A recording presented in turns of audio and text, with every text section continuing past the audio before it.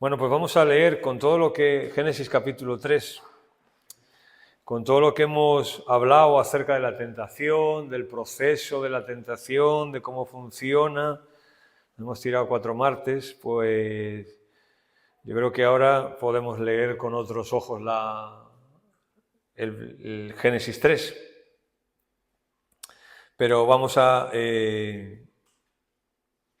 empezar en el versículo 25 del 2, Génesis 2, 25, y vamos a leer hasta el 3, 15. Dice ahí el escritor. Génesis 2, 25. Dice, y estaban Adán y Eva, y estaban ambos desnudos, Adán y su mujer, y no se avergonzaban.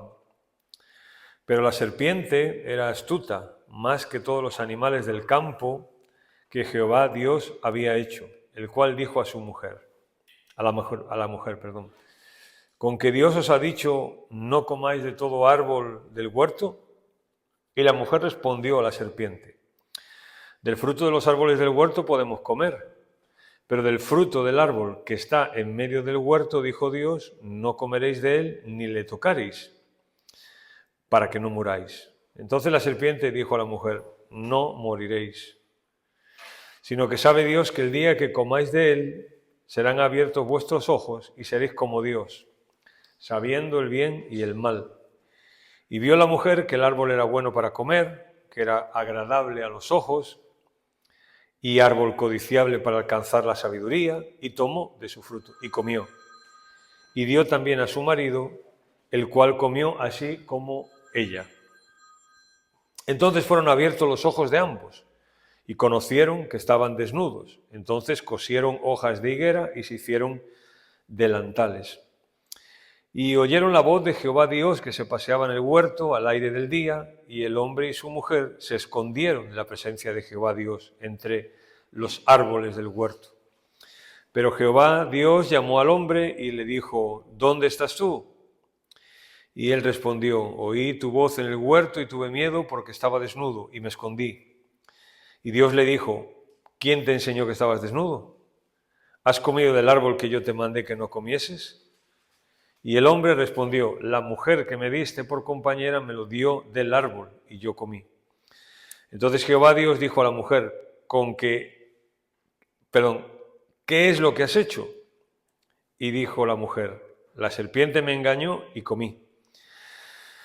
Y Jehová Dios dijo a la serpiente, por cuanto esto hiciste, maldita serás entre todas las bestias y entre todos los animales del campo. Sobre tu pecho andarás y polvo comerás todos los días de tu vida. Y pondré enemistad entre ti y la mujer y entre tu simiente y la simiente suya. Esta te herirá en la cabeza y tú le herirás en el calcañar. Y ahora vamos al libro de Santiago, Santiago capítulo 1, y vamos a leer los 2 versículos que nos faltan, que vamos a tratar hoy, que es el meollo, ¿no?, del pasaje, digamos. Ahí está concentrada toda la idea que tiene Santiago de las cosas. Dice Santiago 1,14, cada uno es tentado cuando de su propio deseo es atraído y seducido. Entonces el deseo, después que ha concebido, da a luz el pecado, y el pecado siendo consumado da a luz la muerte.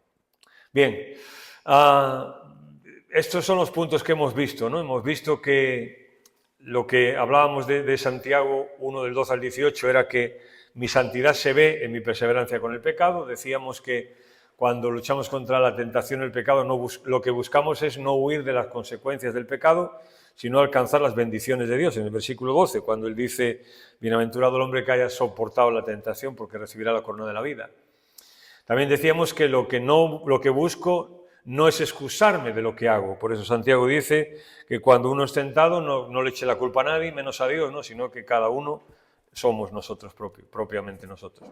Y el otro día empezamos a ver el tercero, que es lo que busco es anticipar el resultado, que es la muerte, que hoy lo vamos a resumir también, porque el otro día lo enfocamos desde varios puntos y hoy vamos a verlo 3 pasos que nos lo van a explicar mejor. Y al final vamos a ver este último. Lo que busco en mi vida es la santidad. Cuando lo mismo, si os fijáis, lo que he intentado buscar aquí en el texto de Santiago 1 del 12 al 18, es un enfoque positivo acerca del pecado y no tanto negativo. Porque nosotros siempre nos fijamos en lo negativo del pecado, en las consecuencias, en que no estamos viviendo así, en que no estamos haciendo lo otro. Y Santiago pues más bien se enfoca en las cosas positivas y cómo terminan los versículos, por supuesto. Bien, entonces el otro día estamos hablando que lo que busco cuando lucho porque la santidad se vea en mi vida es el resultado, o sea, anticipar el resultado, anticiparme al resultado que es la muerte. Ya vimos el argumento o la presentación que Santiago nos hace de la tentación, ¿verdad? Y finalmente vamos a verlo entonces con 4 pasos, tomando en cuenta ya el texto literal y resumiendo esto que vimos el otro día. Vale, el primer paso, que también lo mencionamos, aunque no de esta forma el otro día, el primer paso que Santiago nos dice es el deseo. Y para el deseo usa la palabra concupiscencia. En la Reina Valera está traducida concupiscencia, en otros deseo, en otros malos deseos. Realmente sería un deseo, más que un mal deseo, porque la palabra concupiscencia en sí, el término es un término neutro. No es un término negativo ni positivo, es un término neutro, depende de las circunstancias. Pero nosotros si lo interpretamos como en el contexto aquí es la tentación, entonces sí entendemos que es un deseo malo. Por eso decimos que la concupiscencia es cualquier deseo inmoderado y no necesariamente una pasión sexual. El otro día también surgió alguna pregunta que tendemos a ver estos versículos de Santiago como solamente en la esfera sexual, ¿no? Por el ejemplo que da, pero si buscáis y leéis un poquito por ahí, pues prácticamente nadie dice eso porque está hablando del pecado en sí, no de un pecado. Se refiere a un deseo fuerte y profundo de cualquier tipo, sea bueno o sea malo. Entonces, ¿qué tenemos que decir con el deseo? Lo siguiente es esto, mirad. El problema no está en un deseo que puede estar puesto por Dios. Por ejemplo, un deseo sexual. Bien, un deseo sexual no es un problema. No debe ser un problema. Un deseo sexual, el deseo sexual es algo con el que Dios creó al ser humano. El ser humano tiene un deseo sexual, es un ser sexual. La creación toda realmente es así, porque es el medio también que Dios da para el tema de reproducción y subsistencia, ¿no? de los animales, de las plantas, de nosotros, todo. Sino satisfacer ese deseo de manera contraria a la voluntad de Dios. El deseo sexual es un deseo lícito. ¿Qué es lo ilícito en la Biblia? Satisfacer ese deseo de una manera contraria a la voluntad de Dios. Por ejemplo, Hebreos dice, vuestro lecho sea sin mancilla. No dice que no tenga que haber una relación sexual, una actividad sexual entre un hombre y una mujer que están casados, ¿no? Sino que lo hagan dentro del marco que Dios ha puesto. Por eso dice, vuestro lecho sea sin mancha, ¿entendéis, no?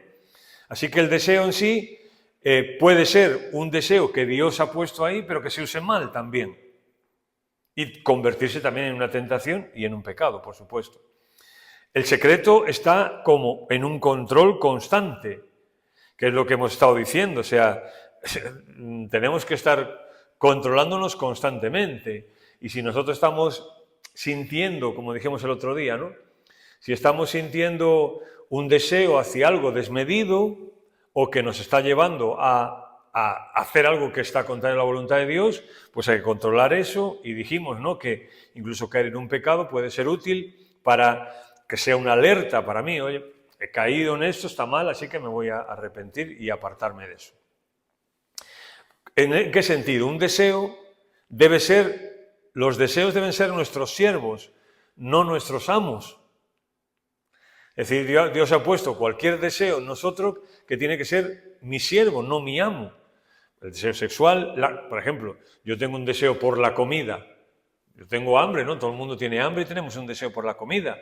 Pero la comida puede ser mi sierva, en el sentido de que yo la uso para satisfacer, para subsistir, digamos, para vivir, o puede ser mi ama y puede llegar a controlarme. O sea, y como eso podemos decir otros muchos, ¿no?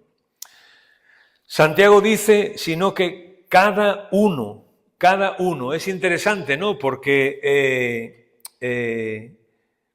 realmente cuando dice cada uno indica que no hay diferencia, o sea, que le puede afectar a cualquier persona. Eso lo explicamos el otro día. Luego nos dice, cada uno es tentado. O sea, todo lo que va a decir Santiago sugiere que la tentación es una experiencia continua del ser humano. No es un hecho aislado la tentación, no, es algo continuo, sino que cada uno es tentado cuando de su propia... La forma en la que Santiago lo expresa es una forma presente, no está hablando de algo esporádico, no está hablando de una persona, no está hablando de un pecado, de un hábito concreto, sino que lo usa lo más general posible para que entendamos que esto le puede afectar a cualquier persona y que es una experiencia continua en la vida de cualquier persona. Pensar que Santiago también es una de las primeras cartas del Nuevo Testamento que están escritas, todavía Pablo no había escrito muchas cosas y él pues sí empieza a manejar estas cosas ya. De su propia, es interesante, ¿no? Porque el griego realmente lo que dice es por su propia, no tanto de su propia, sino por su propia, o sea, demuestra que hay un agente directo. La preposición por indica un agente directo y hay una acción personal que es mía. O sea, yo soy el agente directo, no es... Las demás cosas son agentes indirectos. El agente directo soy yo, no sé si eso se entiende. ¿Se entiende? Vale. Cuando dice por su propia, es decir, soy yo el que soy tentado. Soy yo mismo, yo soy mi propio agente directo. Cualquier cosa que venga desde fuera es externo, es un agente indirecto, ¿no? Por ejemplo, cuando vimos aquí en Génesis, bien, Satanás viene, pero Adán y Eva, ellos pecan no peca la serpiente. Ellos pecan ellos. O sea, ellos pecaron por su propia iniciativa. Ahora, Satanás vino como un agente indirecto. Pero si esto no le llamara la atención a Adán y Eva, Satanás no hubiese venido a tentarles en esto. De hecho, si vemos el proceso del capítulo 3 es muy claro. Satanás viene, ¿no? Y le dice, ¿por qué no le pregunta otra cosa a Satanás? Podría haberle preguntado otra cosa, ¿no? Sin embargo, le pregunta, con que Dios os ha dicho que no podéis comer del árbol y tal y cual. Entonces, viene Satanás. Y ahora, el segundo paso de Génesis 3 es que ella, entonces, vio eso. O sea, Satanás realmente lo que viene es a incitar un deseo en ella, pero que ese deseo ya estaba en ella, de alguna forma, lo que explicamos el otro día, ¿no? Por eso dice, cada uno por su propia. Es decir, si a ti no te gusta el fútbol, ¿no? Digamos, si a ti no te gusta el fútbol, pues Satanás no te va a tentar a ti que en vez de venir al culto te quedes a ver un partido de fútbol. ¿No? No te va a tentar porque como no te gusta. Ahora, si a mí me gusta el fútbol, pues Satanás a lo mejor sí me va a decir, oye, ¿qué más da? Me faltas a un culto. Estoy poniendo un ejemplo, ¿no? Simplemente. Porque, ¿qué pasa? Soy yo, mi propio agente directo soy yo. A mí es el que me gusta el fútbol. A Satanás no le gusta el fútbol, me gusta a mí. Entonces, bueno, no sé si le gustará, pero lo que él viene es a incitar un deseo que ya hay en mí. Por eso Santiago dice, cada uno, o sea, cualquiera, es tentado por su propio deseo. ¿Se entiende? No es muy difícil, ¿no? Bueno. De modo que esta persona, o nosotros, ¿no? O sea, esta persona está siendo tentada a través de sus propios deseos. A través de sus propios deseos. No se crea un deseo nuevo en mí, sino que ese deseo ya está en mí. Si os fijáis también, nosotros dijimos aquí en Santiago 1, el texto más importante, posiblemente no el texto más importante del Nuevo Testamento acerca de la tentación, no aparece Satanás para nada. E incluso en Génesis 3, cuando Adán y Eva pecan, a la serpiente se le castiga, ¿no? Pero se le castiga en su proporción a su culpa. Pero no todo. No todo. A la serpiente se le dice, pues tú te vas a arrastrar por cuanto tal. Pero a Adán y Eva también no se les exculpa, que eso es lo que ellos intentan hacer. Si os fijáis, ¿no? Lo comentamos el otro día de paso.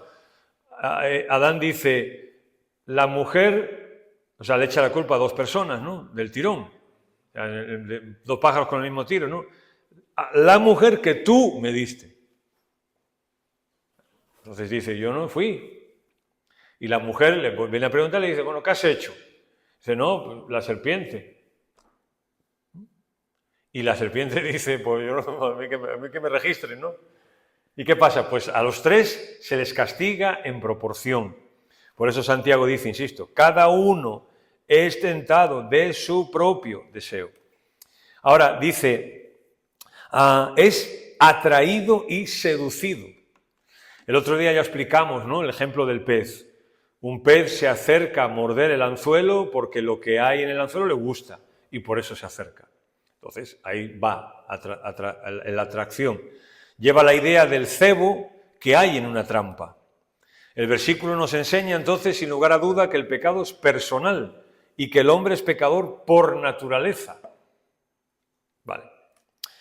Se usaba, esta palabra atraído se usaba como un término de cacería, para referirse a una trampa tentadora destinada hacia ella a algún ingenuo animal. ¿Vale? Pero hay una cosa aún en la trampa que tenemos que explicar aquí. A cada animal se le pone una trampa, no se le pone la misma trampa a todos. A cada animal se le pone un tipo de cebo, no se le pone el mismo cebo a todos, porque no a todos les gusta lo mismo, las mismas cosas, y no todos reaccionan igual. Por tanto, hay una trampa específica para cada animal, ¿no? Prácticamente. No es lo mismo que tú quieras cazar a un pájaro, que quieras pescar, que quieras cazar un conejo, que quieras, yo qué sé, lo que sea, ¿no? No es lo mismo. Cada animal tiene que llevar su trampa. Bien, esto con el pecado pasa igual, ¿no? Lo hemos dicho. O sea, cada uno de nosotros somos esos animales que nuestra trampa es diferente. La mía es una, la de Rosy es otra, la de Nicolás es otra. O sea, son distintas trampas. No es la misma trampa, sino lo que a mí me atrae, lo que a mí me atrae. Seducido, en griego significa cebar, lo mismo, no cebar con un anzuelo.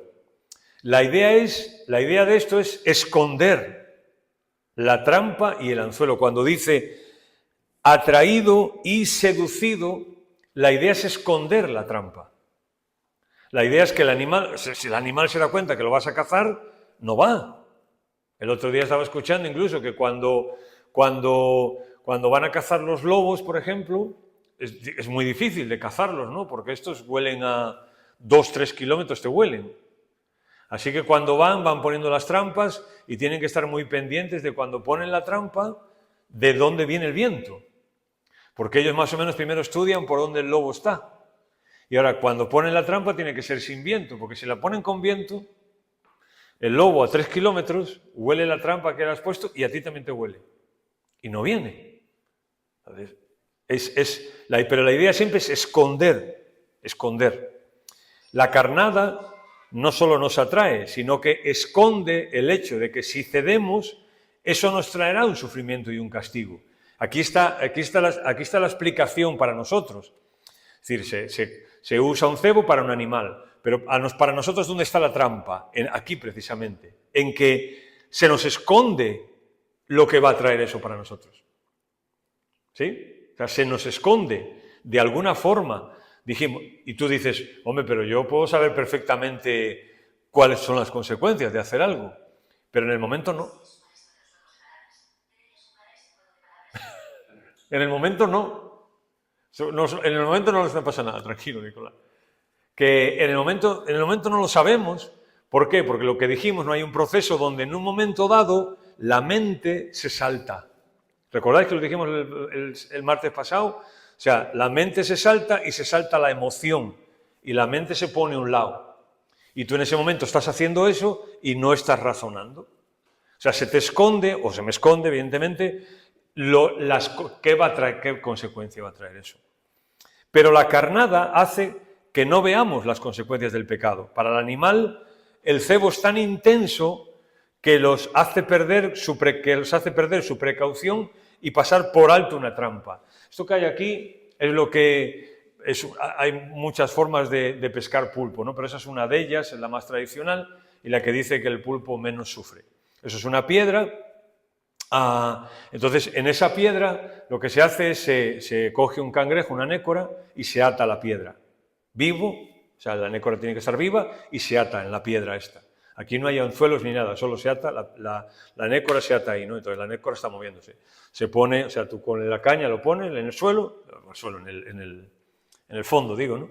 Y esperas. Entonces el pulpo llega y cuando ve a la anécora, pues se abraza a ella para comerla. Y tú subes, y el pulpo no se suelta. No tiene cuerdas, no tiene anzuelos ni nada, pero el pulpo no se suelta. ¿Por qué? Pues porque le gusta tanto eso que no es consciente de lo que está ocurriendo.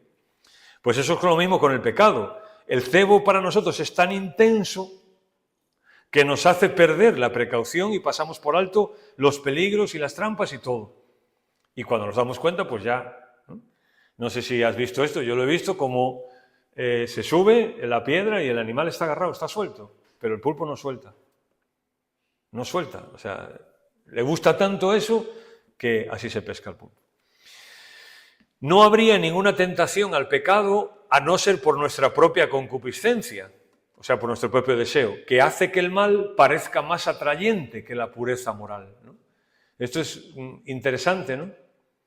Porque en un momento dado, eso que hacemos nosotros, que está mal, en ese momento nos atrae más que lo contrario. Que decir que no a eso, o la pureza moral. En ese momento nos atrae más eso.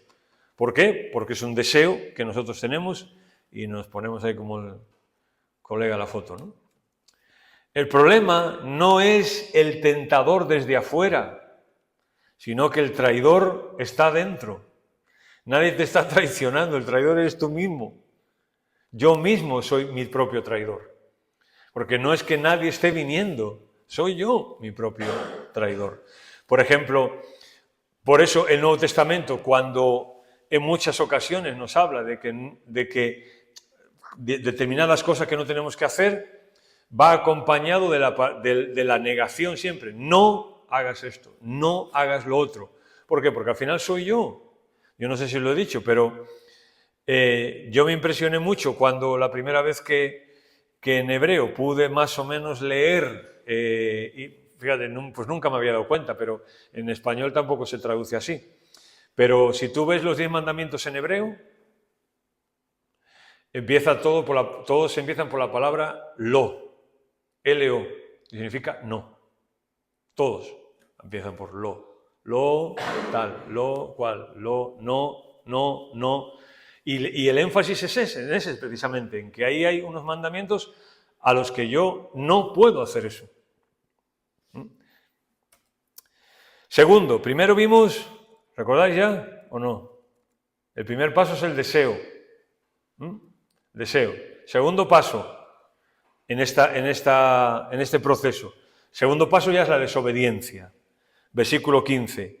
Entonces, el deseo, después que ha concebido, da a luz el pecado y el pecado siendo consumado, da a luz la muerte. Estaba consultando un comentario que es un comentario lingüístico griego de esta carta de Santiago, y el autor estaba hablando de que esta palabra es clave, el entonces. Y él habla de que el entonces marca una reacción en cadena que tiene lugar, ¿no? O sea, pensemos, ¿no? Sino que cada uno es tentado cuando de su propio deseo es atraído y seducido. El siguiente, que es la desobediencia. Y el griego empieza con la palabra entonces. O sea, ya entonces marca una reacción en cadena que ya imposible parar. ¿Entendéis? Aquí está el meollo, entonces, de la enseñanza de la tentación, dejando claro que no es un hecho aislado y ni siquiera es una serie de hechos aislados, sino más bien es el resultado de un proceso específico. Lo decíamos el otro día, creo, ¿no? Cuando nosotros hablamos y decimos, caí en pecado. ¿Qué estamos queriendo decir con caí en pecado? Que como si yo voy por la calle y de repente voy andando y hay una alcantarilla y meto la pierna ahí y me caigo. Así no funciona el pecado. No. O sea, el pecado no es un hecho aislado, ni una serie de hechos aislados, es un proceso muy específico que ocurre. Y debería de servirnos porque siempre ocurre igual, siempre es el mismo proceso. Es el mismo proceso. Cada uno es tentado, dijimos el otro día, ¿no? Primero se presenta la tentación, la mente, el deseo empieza a imaginarse, luego todo esto que explicamos, ¿no? Luego ya la mente se deja a un lado, entran en juego las emociones y ya se hace, ¿no? O sea, es un proceso muy específico que siempre ocurre, siempre. Se llega al punto en que la concupiscencia, si se llega al punto de que la concupiscencia ha concebido, la vida de pecado ha comenzado a formarse y a crecer. Porque si os fijáis, el ejemplo que Santiago pone es, entonces, la concupiscencia después que ha concebido. O sea, la mujer se ha quedado embarazada, es el ejemplo que está poniendo, ¿no? Y ahora empieza a formarse y a crecer ese niño o niña o lo que sea que lleve dentro, ¿no? Bien, pues aquí es el mismo proceso, ¿no? En nosotros. Una vez nosotros entonces cedemos a eso, ya el pecado empieza a cobrar vida, a formarse y a crecer. Hasta que al final yo caigo en lo que sea, ¿no? O sea, es un proceso. No sé si me entendéis con lo que quiero explicaros. Que es un proceso. Que no es uy. No. O sea, si somos sinceros, no es uy. Lo que pasa es que a veces no somos sinceros ni con nosotros mismos. Le mentimos hasta al médico, ¿no? Y decimos que yo no sé cómo caí. No, eso no es verdad. Todos sabemos perfectamente cuál ha sido el proceso y cómo ha ocurrido. El deseo conduce al engaño, el engaño al designio y el designio a la desobediencia, que es pecado. Hay una reacción en cadena que va. Implícitamente Santiago entonces nos enseña que lo que hay que llegar a evitar es este paso precisamente, la desobediencia. Ese es el paso que hay que evitar. O sea, en el versículo 14, ahí es imposible no estar. O sea, en el versículo 14 es imposible no estar. ¿Por qué? Es imposible no tener deseos. Es imposible. No tener deseos propios, los que sea que tengas tú y tenga yo, eso es imposible, no tenerlos. Y es imposible, de alguna manera, ser atraídos y seducidos por eso. Porque nos va a atraer y nos seduce eso. Bien, lo que Santiago nos está diciendo es que a donde tenemos que llegar a evitar es el entonces, cuando ya todo, la reacción en cadena viene y ya al final acaba como acaba. El principio es cortar el mal de raíz. Eso es lo que Santiago nos está diciendo, ¿no? El principio es cortar el mal de raíz y no hacer como Groucho Marx. Groucho Marx decía, estos son mis principios y si no le gustan, tengo otros. Decía él, estos son mis principios, si no te gustan, tengo otros. No. Santiago nos dice que el principio es este, frenar aquí esto. Si no logramos frenar aquí, ya es imposible frenarlo. Porque ya el pecado ya ha concebido. Porque de lo contrario se completa el ciclo de la tentación. Se completa. Este da a luz la muerte. Así que el enemigo está dentro y hay que enfrentarse a él desde dentro. El enemigo está dentro y tengo que enfrentarme a él desde dentro. Por eso se dice muchas veces, ¿no? Por ejemplo, en los temas de cuando se empezaba, ahora no sé cómo está porque estoy bastante desconectado de eso, ¿no? Pero cuando había los centros de rehabilitación, bien sea de drogas, de alcohol o de lo que sea y tal, la gente a veces tenía la idea de que si se cambiaba de ciudad, ¿no? Pues ya no iba a tener ese problema.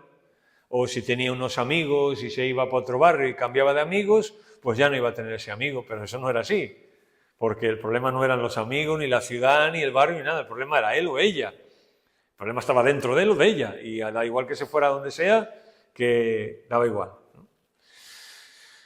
De hecho, cuando ganamos la batalla en el interior, pues podremos decir igual que Pablo, dice en 2 Corintios, mirad lo que dice Pablo en 2 Corintios 1. Dice, porque nuestra gloria es esta, el testimonio de nuestra conciencia, que con sencillez y sinceridad de Dios, no con sabiduría humana, sino con la gracia de Dios, nos hemos conducido en el mundo. Pablo dice, nosotros así nos hemos conducido. Y ese es el principio que nosotros tenemos que tener, ¿no? ¿Cómo tenemos que conducirnos? O sea, esto tenemos que tenerlo claro, ¿no? Y tener claro que hay una batalla contra el pecado que nosotros tenemos que librar, ¿no? Si no, acabaremos ahí mal. Bien. ¿Alguna pregunta aquí? Por aquello de que voy a pasar ya a los versículos siguientes. Si os ha quedado alguna duda acerca de todo este proceso, yo diría que no, ¿no? Porque lo hemos visto desde tantos ángulos que, bueno, quién sabe, pues, pero bueno, no. ¿Queréis comentar algo? ¿No? Vale, pues seguimos entonces. Vamos al último punto, que es, ¿no? Lo que busco en mi vida es la santidad. Me encanta cómo termina Santiago. Si os fijáis, nos está diciendo, bueno, este es el proceso de la tentación y todo, y claro, tú lo lees y dices, pues ¿quién se libra de todo esto, no? Porque él dice, en el me llama la atención mucho el versículo 16 de Santiago, dice, amados hermanos, no erréis, no os equivoquéis. ¿Y con qué? ¿Con qué? No sabemos con qué se estaban equivocando, ¿no? Pero no sé si tenían un concepto distinto de la tentación y del pecado, no sé si tenían un sentido pesimista, tal vez pensaban que no se podía renunciar a esa forma de vida, no sé, ¿no? Por eso él dice, amados hermanos míos, no erréis, toda buena dádiva y todo don perfecto desciende de lo alto, del Padre de las luces, en el cual no hay mudanza ni sombra de variación. Él de su voluntad nos hizo renacer por la palabra de verdad, para que seamos primicias de sus criaturas. Por eso yo he titulado aquí, el cuarto, lo que busco en mi vida es la santidad. Está claro que hay un contraste muy grande, entre, sobre todo, por ejemplo, los versículos 14 y 15 y el 17 y 18. Hay un contraste muy grande. O sea, en el 14 y 15 tenemos mi deseo, que si le doy rienda suelta, pues haré lo que me da la gana y satisfaré mis deseos y ya está, y seré feliz con eso, entre comillas, ¿no? Y hay un contraste muy grande con otra forma de vivir, y es en los regalos que Dios nos da y en vivir como personas que Dios nos hizo nacer de nuevo por la palabra de verdad, para que seamos primicias de sus criaturas. O sea, aquí hay dos modelos de vida. Dos. Está claro que gente que no conoce al Señor, pues está en un lado, y gente que conoce al Señor en otro. Eso sin duda. Pero aún gente que conoce al Señor, hay dos estilos de vida. Una persona que conoce al Señor, pero que está siempre siendo atraído y seducido por su deseo. Y al final siempre acaba pecando. Y siempre en lo mismo, y año tras año, y vez tras vez, y situación tras situación, y está ahí en el deseo, y no es capaz de salir de esa rueda, y siempre está atraído y seducido por eso, y eso es lo que le llama, eso es lo que le atrae, y eso es lo que le hace ser feliz, no sé qué, pero también quiere estar con el Señor, ¿no? Como dijimos el otro día, ¿no? La dualidad, la duplicidad espiritual, ¿no? Quiero las cosas del Señor, pero es que me gusta todo esto tanto, ¿no? Y Santiago lo que dice es, mira, el pecado te va a traer esto, pero no os equivoquéis, porque de Dios vienen cosas buenas para vosotros. Y la santidad es, o sea, el que se vea la santidad es si yo la busco en mi vida. O sea, ¿qué nos gusta a nosotros de verdad en la vida? ¿Qué es lo que nos atrae? ¿Qué es lo que más nos llama la atención? ¿Qué es lo que más ilusión nos hace en la vida? ¿Qué es lo que llena mis pensamientos, mi corazón en la vida? Si me entrego a mis deseos y a mis cosas, no va a ser la santidad. Y lo que voy a hacer es, pues, perdonar, ¿no? Pero lo que voy a hacer es lo que me dé la gana, más o menos, en mi vida, y vengo aquí el domingo y canto y tomo la comunión, le pido perdón al Señor y escucho la palabra, me voy, y ahora toda la semana sigo como me da la gana y hago lo que quiero y en todas las áreas de mi vida, ¿no? Pues entonces seré una persona atraída y seducida y arrastrada y soy un cadáver andante, muerto, dice, da a luz la muerte, y la muerte me separa de Dios, estaré separado de Dios. Pero, sin embargo, dice Santiago, no os equivoquéis, Aquí hay Dios, tiene para nosotros regalos y dones perfectos. Y ahí dice, Él de su voluntad nos hizo nacer por la palabra de verdad para que seamos primicias de sus criaturas. Palabra de verdad. Podríamos mencionar muchas cosas que Jesús dijo, ¿no? Cómo la palabra nos santifica y cómo la palabra nos salva. Y primicias de sus criaturas, eso tenía que ver, las primicias era la ley de los primeros frutos. En una tierra los primeros frutos eran los mejores frutos, los frutos más caros, los frutos más ricos, y eran las primicias. Y nosotros tenemos que ser primicias, o sea, nos está planteando dos contrastes, ¿no? Dice, hermano, no os equivoquéis, ahí no podéis estar, tenéis que estar en el otro lado. Ver su bondad ayuda a vivir en santidad. O sea, cuando yo soy capaz de ver que lo que Dios tiene para mí es bueno, eso me ayuda a vivir en santidad. ¿Recordáis? Puesto que las técnicas del enemigo es hacernos dudar de lo que de que Dios nos ama y nos cuida. A Eva le insinuó que no la amaba, por eso no le permitía comer del fruto prohibido. Con que Dios os ha dicho que le está haciendo dudar de la bondad de Dios. Le está diciendo, bueno, si Dios es tan bueno, ¿por qué no puedes comer tú de eso? Si aparentemente es el árbol más codiciable, ¿por qué no puedes comer de él? O sea, te ha dado los demás que son una porquería, ¿no? Y este que es el mejor, no. Le está haciendo dudar de la bondad de Dios. Y Eva duda, evidentemente. Y al final, ¿qué hace? Come. Por eso digo que ver su bondad nos ayuda a vivir en santidad. Hermanos, no os equivoquéis, toda buena dádiva y todo don perfecto desciende de lo alto, del Padre de las luces. Ahora vamos a explicar esto, ¿no? Pero, insisto, ver su bondad ayuda a vivir en santidad. Al final la santidad la idealizamos tanto que parece que es un ente por ahí que anda, que quién sabe por dónde anda y quién es. Al final la santidad no es otra cosa que confiar en Dios, no es otra cosa. No es otra cosa sino confiar en Dios. Confiar que lo que Dios me pide es lo mejor para mí. Y lo que Dios me niega es lo peor para mí. Esa es la santidad. Y al final confío en Él. Confío en que si me dice que no haga algo, es lo más sabio no hacerlo. Y si me dice que haga algo, es lo más sabio hacerlo. Esa es la santidad, no es otra cosa. No es una aureola en la cabeza, ni que te brilla la cara de repente, ¿no? Eres traslúcido, no. Es simplemente confiar en que lo que Dios dice que sí, hay que hacerlo, y lo que Dios dice que no, no hay que hacerlo, exactamente. Así que la bondad de Dios, la semana que viene vamos a ver algunas más, pero la bondad de Dios es una valla para la tentación, es una valla que nos protege, ¿no? O sea, aquí está otra serie de cosas que podría hacer y que todo el mundo hace, digamos, pero yo estoy de este lado de la valla. Y la valla es la bondad de Dios. Yo estoy aquí porque quiero estar aquí, porque la bondad de Dios es la que me rodea. Por tanto, aquí quiero estar yo, ¿no? Simplemente, antes de esto, si os fijáis cuando Jesús habló, ¿no?, de las ovejas, entra por la puerta del redil y tal, y todo eso, ¿no? Lo que habló realmente, Jesús está usando una figura de unas ovejas que están con su pastor, salen a pastar con su pastor, etcétera, y luego están en el redil y están tranquilas allí, porque ahí quieren estar con su pastor. No quieren estar en otro lado, quieren estar ahí.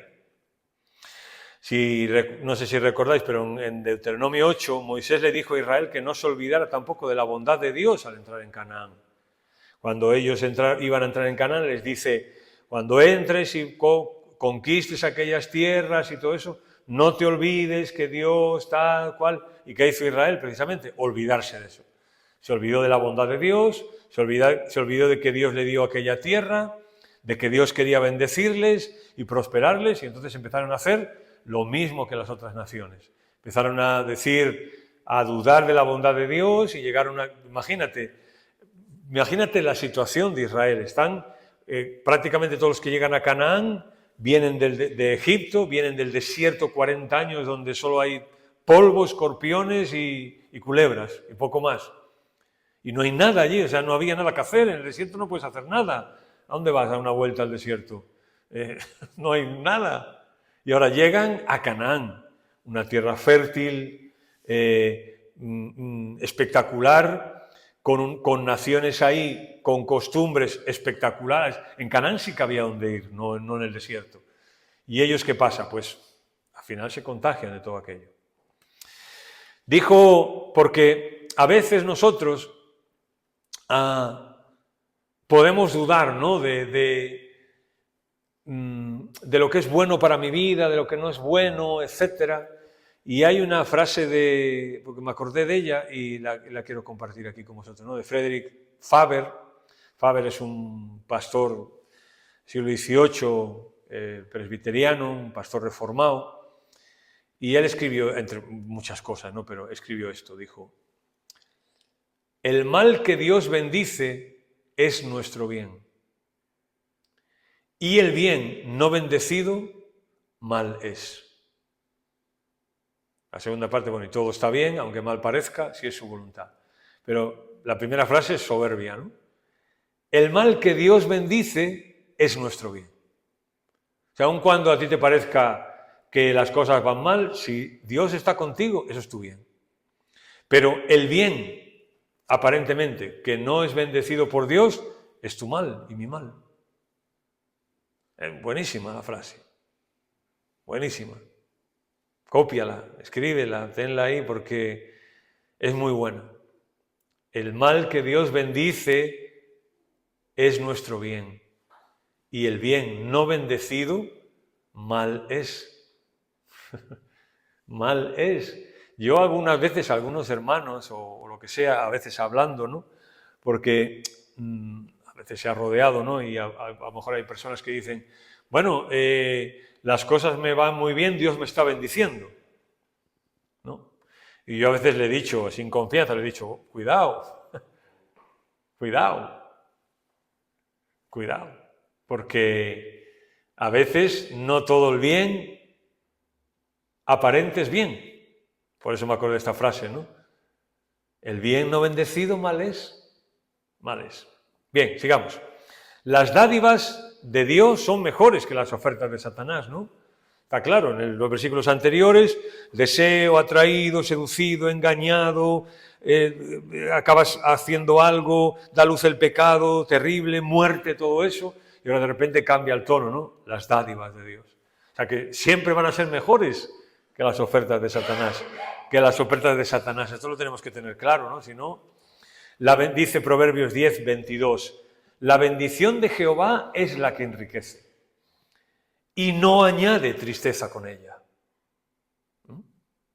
La bendición de Jehová es la que enriquece y no añade tristeza con ella. No. En lo que insiste Santiago también es en la inmutabilidad de Dios, porque dice que en Él no hay mudanza ni sombra de variación. La inmutabilidad de Dios. Dios es el mismo, no cambia, no engaña, no se mueve. Satanás sí, Satanás se va a mover y el anzuelo lo va a mover y lo que sea. Dios no. Y hay una cosa muy interesante que Santiago usa, pues claro, pensando en aquel entonces, en el primer siglo. Piensa que Santiago está en el primer siglo. No vive en el siglo XXI, Santiago. Y él usa dos términos de la astronomía. Dos términos. Cuando dice mudanza y sombra de variación. Son dos términos de astronomía, mutabilidad y sombras. Y expresa los cambios en los cuerpos celestes. Por ejemplo, las variantes del día y de la noche, como ellos creían que el sol era el que giraba alrededor del cielo, de la tierra, etcétera, etcétera, ¿no? Entonces hablaban de cómo los astros, los cuerpos celestes variaban, cambiaban. O también el recorrido del sol, ¿no? Recordáis que hay un versículo que dice que el sol nace y se pone cual gigante, pues el sol no se pone en ningún sitio, la tierra es la que gira, pero en aquel entonces no se sabía aquello. Las fases de la luna también, sabemos que hay fases de la luna, por la rotación, todo esto. O la variabilidad es una característica de las cosas creadas. Así que Santiago lo que está diciendo, está comparando a Dios con lo que él ve. Y él ve que la creación cambia, que en un año puede haber invierno, puede haber verano, puede llover, puede hacer calor, los animales también cambian, entra la primavera con toda su explosión de vida, el invierno seco, muerte, etcétera, los astros cambian, la luna, el sol, todo eso, ¿no? Dice, pero Dios no. Y él está poniendo una figura para que la gente piense, ¿no?, en los cambios que la gente veía. Antes se veía mucho más los cambios en ese sentido, porque nosotros aquí en la ciudad ni vemos estrellas ni nada, o sea, no se ve nada, pero en aquel entonces sí. Y es una ilustración, ¿no?, que le está poniendo. Toda buena dádiva y todo don perfecto desciende de lo alto, pero no hay cambio en él, no hay cambio. Y el versículo 18, él de su voluntad nos hizo nacer por la palabra de verdad, para que seamos primicias de sus criaturas. La nueva vida que Él nos ha dado es una vida santa y que imita a Cristo. Eso es lo que quiere que Santiago que pensemos. Ante nuestros deseos, ante nuestras inclinaciones, ante las cosas que nos seducen, que nos atraen, que nos pueden arrastrar, Santiago quiere que pensemos que Él nos hizo renacer por la palabra de verdad. Antes esas cosas eran nuestra vida, el darnos a esas cosas que nos atraían era nuestra vida, pero ahora no. Ahora Santiago espera que la santidad se vea en nuestra vida. ¿Y cómo se ve? Bueno, pues primero entendiendo que la palabra de verdad, ¿no?, la cual nos hizo nacer, y es la vida implantada de Dios en el ser humano, ¿verdad? Es la vida de Dios implantada en el alma del hombre salvado. Y luego termina con lo que os he dicho, para que seamos primicias de sus criaturas.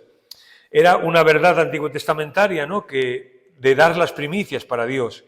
Y enseñaba y esto que nos enseña ahí, que toda persona regenerada es especial para Dios.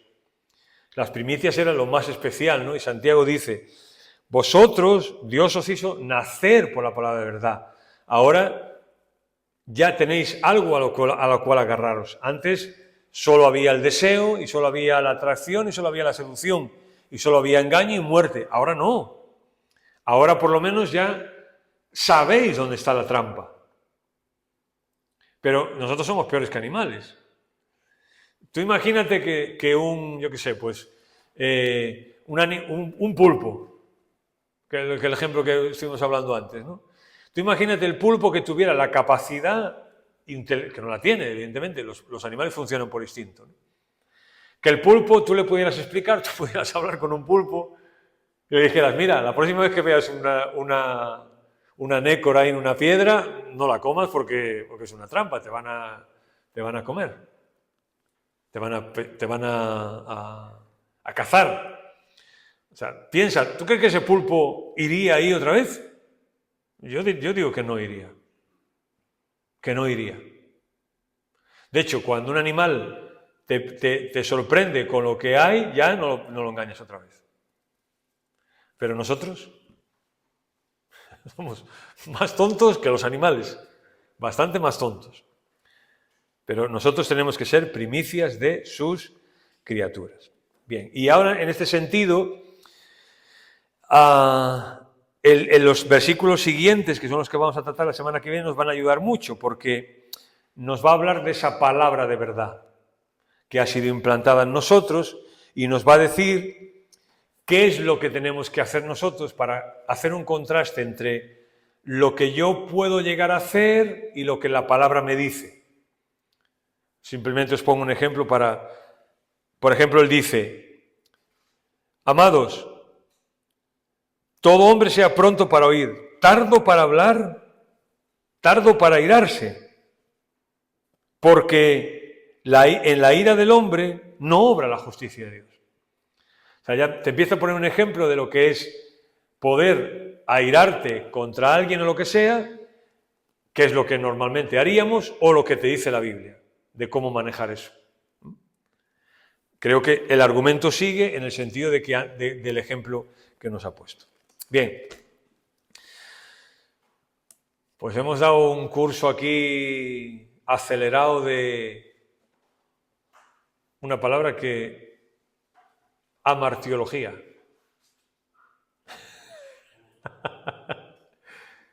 Amartiología es la la rama del estudio sistemático de Dios que estudia el pecado, amartiología.